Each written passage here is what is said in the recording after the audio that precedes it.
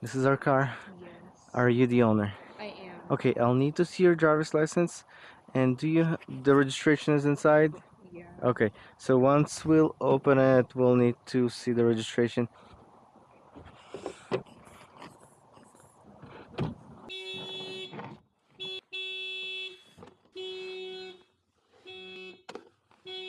So I have a few color options for you.